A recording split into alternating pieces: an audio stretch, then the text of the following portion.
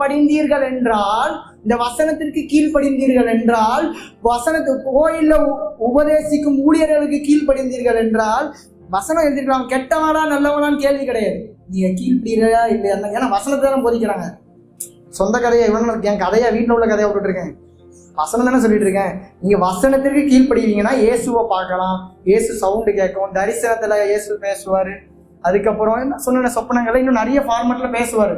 So நீங்க கீழ்ப்படிஞ்சாதான் பேசுவாரு. கீழ்ப்படியாத இடத்துல பிரத்யட்சமா இருந்தாலும் நீங்க கீழ்ப்படிய போதில்லை. உங்களை முகரக்கிட்ட உங்களை பார்த்து எவ்வளவு கடுப்பாயிரும்ல. ஒரு எக்ஸாம்பிளுக்கு தண்ணி கொண்டு வாங்க ஜீவிதாக்கான்னு சொல்றேன். ஒரு எக்ஸாம்பிளுக்கு 10 தடவை சொன்னாலும் மண்டையில ஏற மாட்டேங்குது. நான் என்ன பண்றது? வேற வண்டியா செய்யல, நீங்களாச்சும் எடுத்து வந்த மண்டைக்கு போற புரிஞ்சுக்கல. ஒரு எக்ஸாம்பிள் சொல்றேன், கோச்சிடாது.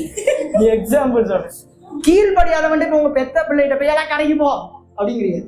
ஒரு தடவை சொல்றீங்க கேட்கல, 2 தடவை சொல்றீங்க கேட்கல. என்ன செய்வீங்க? நீங்களே இன்னொரு பிள்ளை இதை பெத்ததுக்கு